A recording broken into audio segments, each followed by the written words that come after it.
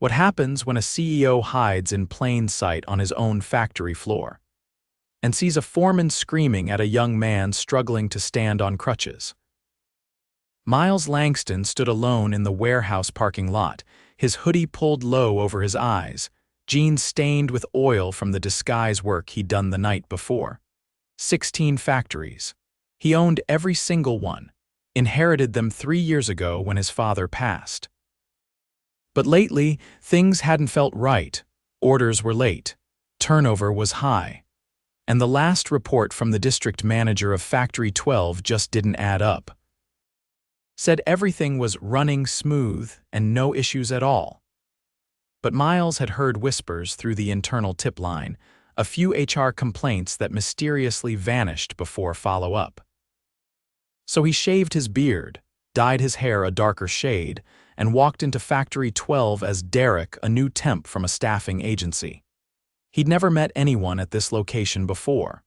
The company had grown fast under his dad, and Miles had mostly focused on big-picture strategy. No one here had seen him in person. Inside, the air was heavy with metal dust and sweat. Machines clanked, forklifts beeped. He was greeted by a woman in her 50s with tired eyes and a clipboard. "You the new guy?" she asked. "Yeah." "Name's Derek." She handed him a safety vest and motioned to a tall man walking their way. "That's Foreman Rick. You'll be shadowing him today." Rick was built like a wall, thick neck, shaved head, permanent scowl. He didn't look at Miles when he spoke. "Rules are simple. Don't touch nothing unless I say so. Stay out of the way. Got it?" Miles nodded. "Got it." The next few hours were a blur of noise and sharp smells. Rick barked orders, mostly ignored questions, and rolled his eyes any time someone tried to speak up. He wasn't openly cruel yet, but there was something off. No warmth, no leadership, just control. Around mid-morning, Miles overheard a conversation between two workers near the break room. "You see how Rick talked to Jordan yesterday?" one asked. "Man's on crutches, just got out the hospital. Still made him load crates. He could barely stand. Rick don't care." Miles felt his stomach twist. He didn't say anything, just kept moving, watching. By lunch, Rick had warmed up enough to let Miles help move some parts. That's when it happened. A young man, maybe 20, wearing a neon green vest and hobbling on crutches, was walking slowly across the floor. He stopped near a supply shelf, clearly struggling. "Jordan," Rick's voice exploded across the factory. "You deaf or just slow?" "That order should have been pulled 20 minutes ago," Jordan flinched. I was trying to." Rick marched over, face red. "You think I'm running a hospital here? Put the damn crutches down and move faster or go home." Everyone went silent, tools dropped. Machines kept running, but the room felt frozen. Miles stepped forward without thinking. "Hey," he said loud enough to be heard, "back off, he's clearly injured." Rick turned to him, eyes narrowing. "You got a problem, rookie?" "Yeah, that's not how you talk to people." Rick laughed. "You're new, you don't know how it works here." Miles stared at Jordan, who looked like he wanted to disappear. His hands were shaking. Rick turned back to Jordan. "You got two choices. Work like everyone else or leave." Jordan opened his mouth, but nothing came out. He looked down, humiliated. Miles clenched his fist. He was supposed to observe quietly, but this crossed a line. He glanced around. No one moved. Most looked away. Rick turned to walk off, muttering, "Useless." Miles caught up to Jordan. "You okay?" Jordan nodded quickly, clearly embarrassed. "Yeah, just had surgery last week. They said light duty, but Rick said there ain't no such thing." A woman nearby whispered, "He always does this. HR don't do nothing." Miles felt something burn in his chest. He'd grown up around this company. His father used to say, "If you don't treat your people right, you don't deserve their work." He wasn't going to let this go. "Jordan," he said quietly, "take a break. I'll cover for you." Jordan blinked. "You sure?" "Yeah." As Jordan limped off, Rick barked from across the floor, "Where the hell you going?" Miles didn't answer. He grabbed a crate and started moving it himself. Later, in the locker room, a middle-aged guy with oil-stained hands sat beside him. "You're not like the other temps," he said. "You actually care." Miles looked at him. "Is it always like this?" "Rick's been here 6 years." Nobody questions him. If you do, you're out. He's tight with management. Miles stared at the floor. That might change real soon. The man raised an eyebrow. You got some kind of pull? Miles just smiled faintly. Something like that. He left the locker room with one thought. Tomorrow he wasn't coming back as Derek. He was coming back as himself. The next morning, Miles didn't wear a hoodie or jeans. He wore a tailored navy dress shirt, sleeves rolled up just enough to show he wasn't there to sit in an office. His ID badge hung from a clean lanyard, the company logo centered beneath his name. Miles Langston, Chief Executive Officer. He walked through the front entrance of Factory 12 without a word. The same receptionist who'd handed him a clipboard the day before looked up, blinked once, then quickly stood. Good morning, sir. I didn't know you were coming. I know, Miles said. That was the point. He didn't wait for a reply. He moved straight through the admin hallway into the factory floor, the noise of machinery growing with each step. A few workers noticed him, did a double take, and then looked away just as fast, unsure of what was happening. Rick was standing near the loading bay, clipboard in hand, giving instructions to two forklift drivers. His voice carried sharp and clipped. Stop stacking like that. You want to break the damn brackets. Line 'em up flush. Flush, how hard is that? He turned and nearly walked into Miles. Who the hell? Rick paused. His eyes darted to the badge. His jaw tightened. Miles Langston, Miles said, voice calm but firm. We need to talk. Rick straightened, tried to recover. Of course, didn't know you were visiting today. You didn't, Miles said. Let's find a quiet place.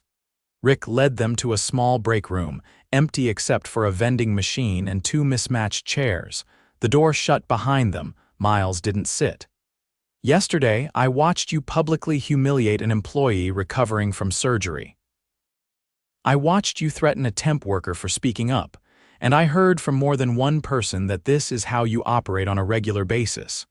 Rick's face stayed still, but his eyes flicked away for a second. I run a tight floor, he said. People need to toughen up. That kid's been milking that injury for weeks. I can't run production on sympathy. You're not a doctor, Miles said, and you're not a judge of who deserves dignity. I built my career on accountability, and what I saw yesterday, that's not discipline. That's abuse. Rick's lips parted, but he didn't speak. You're done here, Miles said, effective immediately. You're firing me. Rick's voice rose. I'm removing you from any position of authority. HR will finalize the paperwork. You'll be escorted off-site within the hour. Rick stepped forward. You're making a mistake. I've hit every production target this quarter. At what cost? Miles asked. You think numbers justify treating people like parts. They don't. You're finished. Miles turned and opened the break room door. A floor supervisor passing by glanced in. Miles waved him over. Darren, right? The man nodded, surprised. You're the senior floor lead. I need you to hold things steady until I appoint a new foreman. And I want you to pull Jordan off the line immediately. Get him reassigned to light duty, and if I hear otherwise, you and I will have a different kind of conversation. Yes, sir, Darren said, already moving. Miles stepped back onto the floor. The air felt different. Workers were still busy, but eyes followed him now. Not out of fear, but out of curiosity, maybe even hope. He didn't go to an office. He walked straight to Station B, where a woman in her 40s was operating a hydraulic press. She looked up, startled. I'm not here to interrupt, Miles said. Just want to learn how this side of the line works. She hesitated, then nodded. Name's Rosa. You ever used one of these before? No, Miles admitted, but I'm ready to learn. She showed him how the press worked, how to align the metal plates, how to keep fingers safe while handling the dies. Her hands were steady, precise. She didn't talk much, but when she did, it was clear she knew the equipment better than anyone on the floor. After 15 minutes, Miles stepped back. You've been doing this long? 18 years. I was here before the Langstons bought it. He studied her movements, then asked, What keeps you here? She didn't answer right away. Then, used to be the people, used to be pride in what we made. Lately, it's just a paycheck. Miles nodded. Would you stay if things changed? She looked him straight in the eye. If you fix the right things. He moved on. He spent the rest of the morning walking the floor, not as a CEO giving orders but as someone absorbing. He watched how material flowed from receiving to cutting, how welders worked overtime but didn't complain because they didn't want to lose the hours. He saw a janitor mopping quietly around the machines while two supervisors stepped around him like he was invisible. He called over the janitor. "What's your name, Marcus? You've been here long, 5 years. You ever been considered for anything beyond janitorial?" Marcus almost laughed. "I applied for inventory once. Didn't even get a call back. You still want to move up?" "I don't want to mop floors forever, if that's what you mean." Miles wrote his name and number on a slip of carbon paper from the punch board. "Call me after your shift." "We'll talk."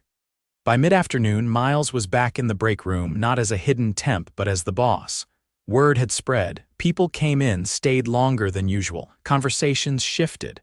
Tones softened. Then Jordan walked in, Crutches still under his arms but moving slower than the day before. He stopped when he saw Miles. "I didn't know it was you," he said, voice low. "You weren't supposed to," Miles said. "I needed to see what was really going on." Jordan looked down. "I wasn't trying to get anyone in trouble." "You didn't," Miles said. "He got himself in trouble. You just survived it." Jordan hesitated, then added, "Everyone's been saying you wouldn't care, that corporate's too far up to notice." "Maybe that's been true," Miles admitted, "but it's not going to be any more." Jordan nodded, still guarded. "I'm reassigning you to quality control. Sitting work, same pay, you'll report to Rosa." Jordan blinked. "Seriously, you've earned a break, and someone like Rosa, she'll make sure you learn something while you're off your feet." The break room door opened again and Darren stepped in. "Sir, HR's finished clearing Rick out. Floor's stable, but we're stretched thin now. We've got 2 open operator slots and nobody trained to rotate in." Miles thought for a moment. "No temps, no shortcuts. Pull the last 3 internal applicants who got passed over for training. Start them on shadow shifts tomorrow. They're green." "They're ours," Miles said. "We build people up or we lose them. That's the new standard." Darren nodded, then paused. "People are talking. They've never seen anything like today." "Good," Miles said. "Let them keep talking. And keep watching." He stepped out of the break room again, this time with every eye on him.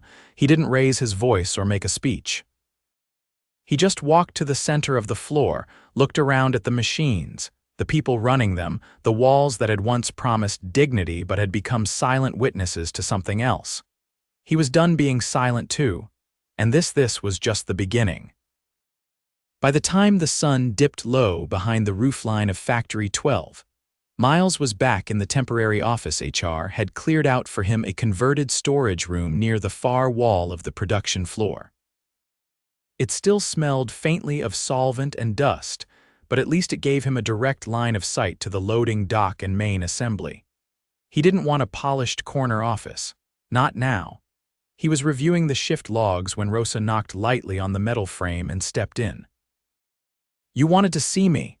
Miles nodded and motioned to the folding chair opposite him. There was no desk between them, just a wire bin of maintenance requests and a dented thermos someone had left behind. "I've been watching how you run your station," he said, "and how you teach. You don't talk much, but when you do, everyone listens." "I'm not trying to lead," Rosa replied, "just trying to make sure nobody loses a hand."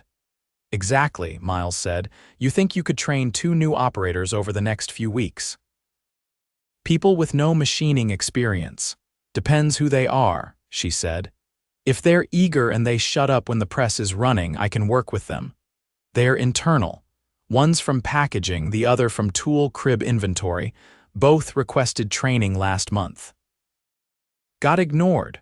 Rosa crossed her arms. "You give them to me, I'll get them up to speed, but don't make it a one-day thing. You want real skill, it takes time." "You'll have as much time as you need," Miles said. "And if you need to step back from your own station to do it, say so." She gave a single, deliberate nod. As she left, a younger man with rolled sleeves and a notepad entered. He looked out of place, polished shoes, no visible tattoos or calluses, and a visible discomfort in the factory air. "Name's Evan," he said. From HR, you asked for all unresolved complaints from this location going back 6 months. Miles motioned for him to sit. What did you find? 17 were closed without investigation. Most were filed against Rick. A few mentioned retaliation. One was anonymous, citing threats made after speaking to a supervisor. Who closed them? Local admin. Head of HR here is on vacation. Her assistant handled the caseload. Miles leaned forward. Get me that assistant, I want a face-to-face. Now, Evan hesitated. She's off shift already. But I can try to reach her. Try harder. Evan stood and pulled out his phone as he left without another word. The next hour passed in long silences and short bursts of clattering metal outside. A forklift beeped in sharp intervals, and the smell of hot steel drifted in through the wall vent. Miles didn't leave the room. He read every ignored complaint, every misfiled report. The pattern was clear. No follow-through, no accountability, no system for protecting vulnerable workers. By the time Evan returned, the assistant HR rep, a woman in her late 20s named Dana, followed behind him, arms crossed, eyes wary. Why were 17 complaints closed without escalation? Miles asked directly. Dana didn't sit. I didn't think they were serious. What did you base that on? She didn't answer right away. People complain when they don't like their boss. It doesn't mean something wrong happened. Miles stood slowly. You're not qualified to make that call. None of those reports mention you interviewing witnesses, not one. They were anonymous. How was I supposed to verify anything? 3 weren't. 1 included a medical note. Dana shifted her weight. Rick said it was exaggerated. He said the guy was just trying to get out of work. And you took his word. I worked under him. I didn't have the authority to override him. Miles walked around the table and looked her in the eye. You had the responsibility to escalate it. That's not optional. That's basic protocol. Dana's voice hardened. It's not like anyone trained me on how to deal with this. I got thrown into that role 2 months ago when the HR manager left for surgery. Then you ask questions. You don't bury complaints because you're unsure. There was no anger in his voice, but there was no softness either. You're being reassigned, effective immediately, he said. Your access to HR files is suspended. You'll report to corporate oversight until further notice. Dana opened her mouth, then shut it. She left without a word. Evan looked up from where he'd been quietly typing notes. Should I contact the regional compliance team? Tell them to audit the last year of HR files. Not just here, all facilities in this district. Evan nodded and stepped out. That night, Miles stayed until the evening shift clocked out. He sat on a crate near the time card wall, watching the crew file past. No one spoke directly to him, but more eyes met his this time. Fewer looked away. The next morning, he arrived before sunrise. The air was cool and the factory lights flickered on in rows. He met with Darren, the interim foreman, near the back loading zone. How'd the second shift run? Slower, Darren admitted. People were cautious, but no incidents. Jordan started on QC. Rosa's already got her new trainees watching prep procedures. Miles nodded. That's the pace I want. Sustainable. We're not chasing numbers, we're building consistency. Darren hesitated. One thing, there's a guy on line 6 named Devont. He's been here almost 4 years. Rick never promoted him, said he didn't fit the image of a team lead. Define image. Darren looked uncomfortable. He wears his hair in locks, dresses a little different, some tattoos, but the guy's sharp, has solutions before problems show up. Miles didn't speak. He walked straight to line 6. Devont was adjusting a panel on the new press Rosa had just calibrated. His gloves were worn, but his movements were precise. He didn't notice Miles until he was within a few feet. Morning, Miles said. Devont turned, wary. Morning. You ever led a team? I've stepped in when others left, never got the title. You interested? Devont studied him. Depends. This another temp role with no real backing? No, Miles said. I'm asking if you want to be officially trained to take over this section. Long term. Devont's posture shifted slightly. I've been ready, just didn't think anyone above noticed. I notice now, Rosa's already mentoring too. I want you under Darren. Split your time between production and leadership training. You'll be paid for both. Devont extended his hand. Then yeah, I'm in. Miles shook it. Good, let's get to work. He spent the next several hours observing how the crews adapted without Rick's presence. The pace was steadier, not faster, but fewer mistakes were made. People spoke more openly during transitions. Feedback flowed sideways, not just top-down. Later that afternoon, he met with the regional logistics coordinator, a woman named Hema who'd arrived from another site. I got your request, she said, pulling up the order logs. You want to reassign 2 of the 3 remaining agency temps to permanent onboarding? Yes, if they're willing. I worked beside them 2 days ago. They're reliable. Hemmer raised an eyebrow. That's rare. Most temps don't last past a week here. I know. That's on us, not them. She scrolled through her tablet. One's already signed off. The other, Marisol, asked about childcare coverage, says it's the only thing stopping her. Offer her the flex shift, early release on Fridays. If she can commit to the rest, we'll make it work. Hema nodded, already typing. As the day wound down, Miles returned to the catwalk above the main floor, watching the staggered transitions between stations. It was far from perfect. He saw inefficiencies, gaps in training and equipment that needed replacing, but he also saw something else.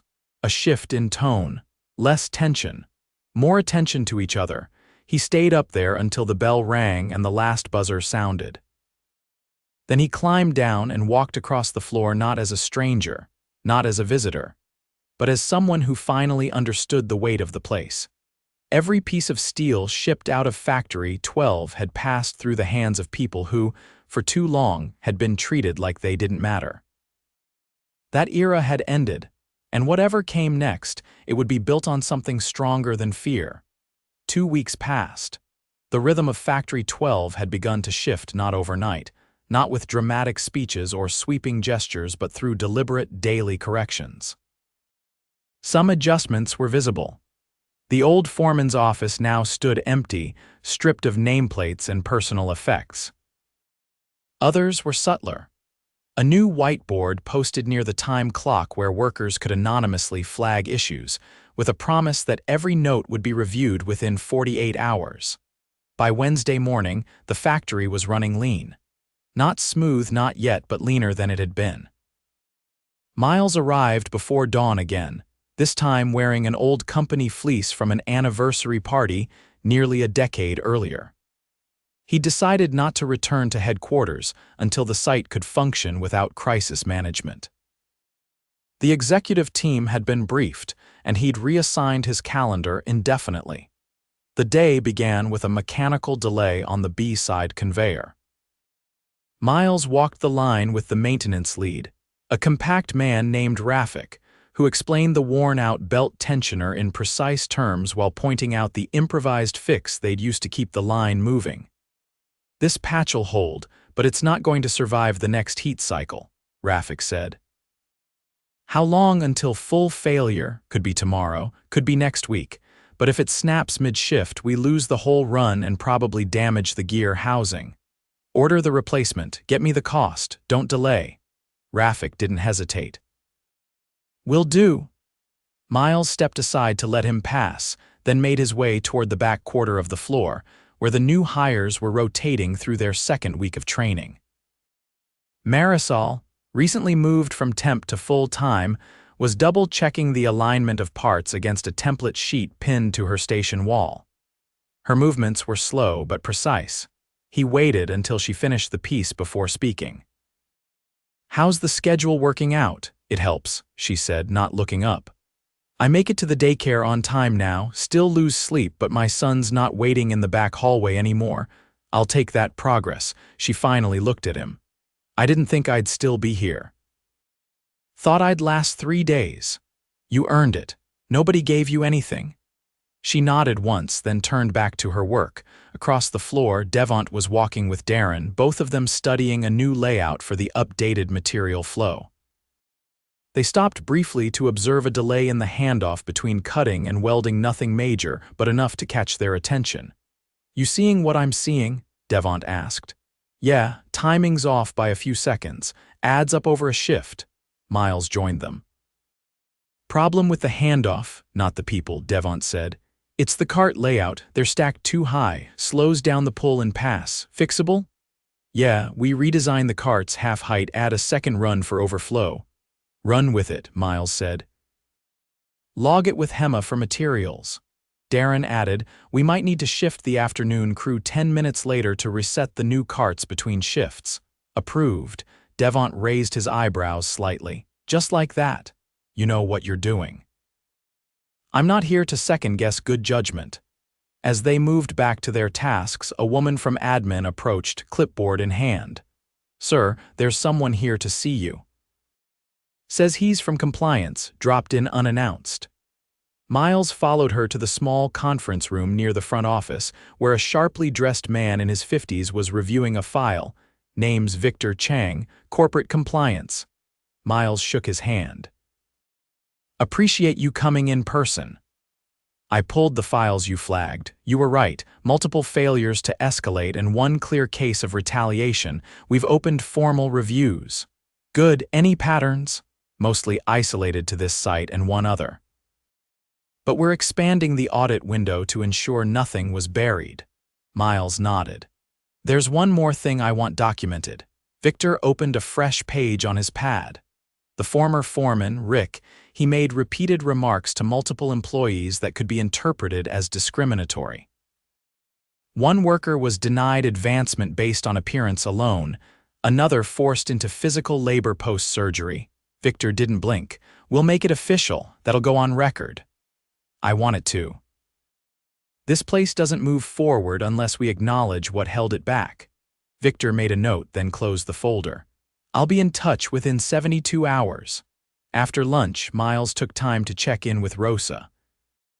She was in the back training bay with her 2 assigned trainees, each of them practicing die alignment under her watchful eye. She didn't break focus when he approached. You're not here to check my work, are you? No, he said. I'm here to thank you. She motioned for one of the trainees to adjust a clamp before speaking again. They're learning, slower than I'd like, but they care. That's all I can ask, she glanced over. You staying much longer? Until I know what we've built here won't collapse the minute I leave. She gave him a look. Not approval, not skepticism, just acknowledgement. By late afternoon, the floor began its wind down. Lights dimmed in sections, forklifts moved into charging bays, and the last of the steel shipments left the dock. Miles stood near the freight door, hands in his pockets, watching the final checks being logged. Darren approached him again. We've got a candidate for permanent foreman. Who? Devont. Miles didn't respond right away. He's ready, Darren continued. Not just technically, he listens, doesn't show off, doesn't overpromise, crew trusts him. Make the offer. Effective next week. Darren nodded and walked off without ceremony. Just as the shift was ending, Jordan approached, still walking carefully but without crutches now. He carried a small clipboard under one arm. I'm heading out, he said. Just wanted to say thanks. You doing all right with QC? I like it. It's different. You notice things you'd never notice on the line. Feels like it matters. It does. Jordan hesitated. I didn't expect you to remember me. I remember everyone who gets pushed aside and still shows up the next day. Jordan didn't say anything else. He just nodded and left through the side door with the others. Miles waited until the floor was empty. Then he walked the length of the factory, alone, noting every flickering light, every taped label on aging machinery, every small sign of wear that told the story of years of hard work and harder silences. He paused near the old foreman's office. The door was shut now, the nameplate gone. Inside, it was quiet, just an empty desk and a file cabinet with no lock. He didn't need it anymore. By week's end, Factory 12 had posted its first increase in internal promotions in over a year.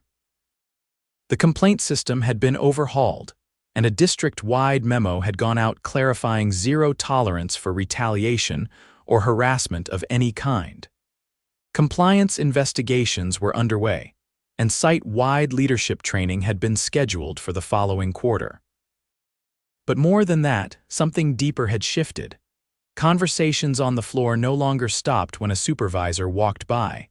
Workers started asking questions, offering input. Break rooms were fuller, not with idling but with conversation. Miles walked out of the factory that Friday evening without a security escort, without a schedule waiting for him. The air outside still carried the scent of oil and steel, but it no longer felt heavy.